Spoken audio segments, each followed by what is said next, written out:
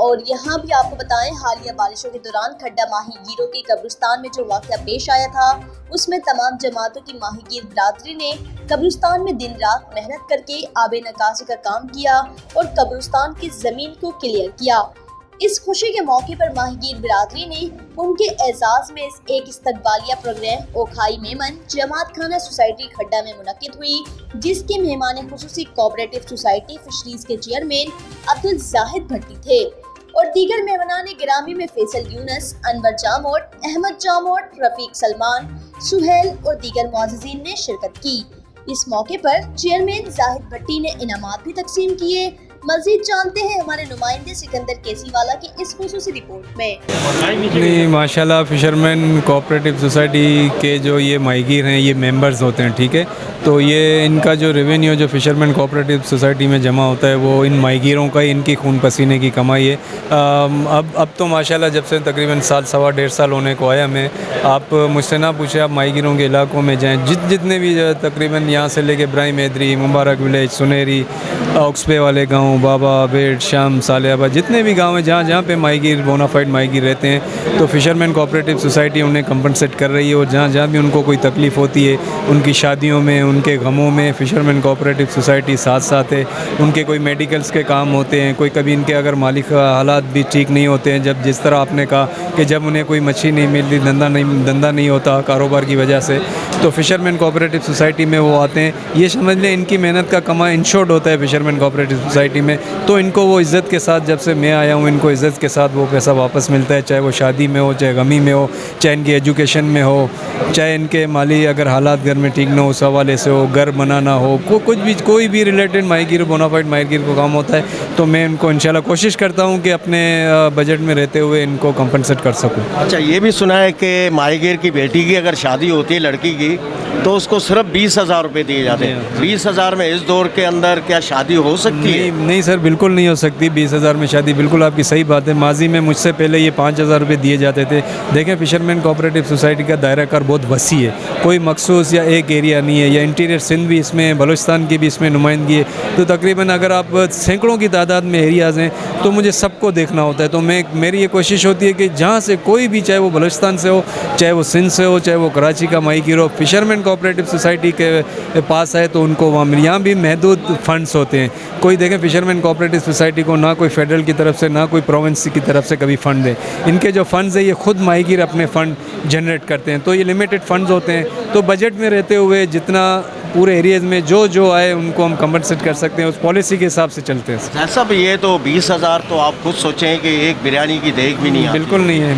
तो उस गरीब के क्या, जो आप शादी में 20,000 आपको कम नहीं लगता? आप नहीं, बिल्कुल घराने से ताल्लुक़ रखते हैं जो लोगों की मदद करते आए हुए हैं। बिल्कुल, तो आप इस पर नज़रसानी करें। 20,000 से कुछ 1 लाख रुपये कम से कम। बिल्कुल सर, नज़रसानी करनी, लेकिन ये नज़रसानी का जो मैं अभी कोई एज एडमिनिस्ट्रेटर, ठीक है, पूरे सुप्रीम बोर्ड, इस तरह के मामला बोर्ड में डिस्कस होते हैं।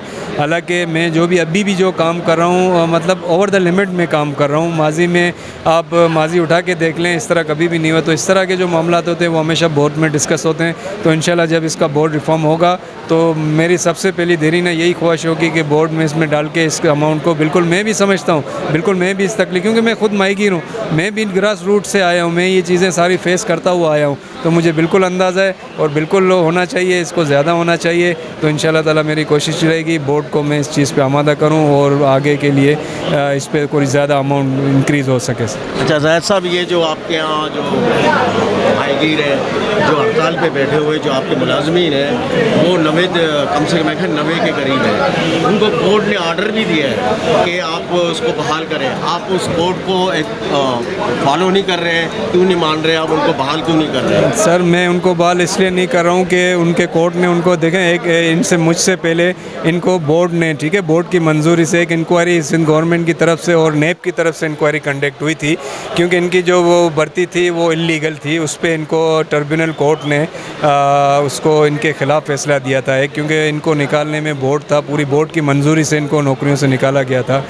तो जब एक कोर्ट ने इनके ख़िलाफ़, फिर ये अपील में गए लेबर कोर्ट में, लेबर कोर्ट ने इनके हक़ में फ़ैसला दिया, बैक बेनिफिट बेनिफिट के साथ। तो इदारे में वो ताकत या वो चीज़ नहीं है कि इनको और एक एज ए एडमिनिस्ट्रेटर को ये पावर नहीं होते हैं कि वो पूरे इतने वो बड़े जो बोर्ड के फैसले होते हैं वो अकेला एक आदमी वो कर ले। मैंने 3-4 इनसे राउंड किए, सबको बुला के भाई आप फ्रेश ज्वाइन कर लो। जब इनका जो आपका बैक बेनिफिट का मामला थे वो आपके वो बोर्ड जब सुप्रीम बोर्ड बैठेगा तो उसमें डिस्कस होंगे। ये एज ए एडमिनिस्ट्रेटर मैंने अपनी लीगल एडवाइजरी भी ली, उससे भी एक एडमिनिस्ट्रेटर के पास ये पावर नहीं होते कि पूरे टोटल इतना तो बैक बेनिफिट, अगर इतना बैक बेनिफिट टोटल सारा एम्प्लॉयज़ को जाए तो अब मेरे ये लाखों माहीगीर, तकरीबन लाखों को एरियाज़ में वो माहीगीर हैं। तो इसका मतलब है फिर मैं माहीगीरों को फिर कुछ भी ना दूँ क्योंकि इतने फंड्स या वो नहीं है। तो मैं अपील में भी नहीं कि अलग इदारे को है कि राइट्स होता है कि अगर उस इदारे में इतनी ताकत नहीं है, गुंजाइश नहीं है। आप माजी उठा के देख लें, कोरोना के सिस्टम बड़ी मल्टीनेशनल कंपनियां वो हो गई, वो अपने एम्प्लॉयज़ को इधर उधर निकाला, लेकिन मैंने तो फिर भी उनको ऑफर दी। अभी तक मैंने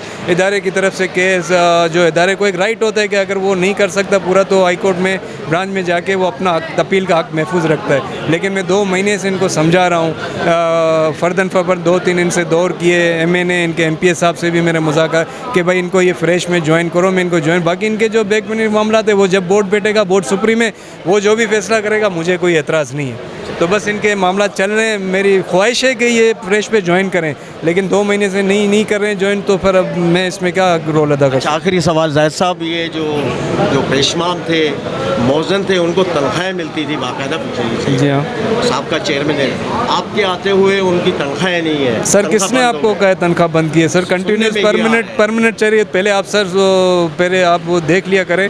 मैंने 2-3 मसाजिद की और मेरे आने के बाद जो जिन मसाजिद में नहीं जाती थी, मकरान मस्जिद के सामने छोटी मस्जिद है मकरान फिशरीज़ के, उनके सामने नहीं, अभी मैंने उनकी तकरीबन 5-6 महीने उनकी शुरू कर दी।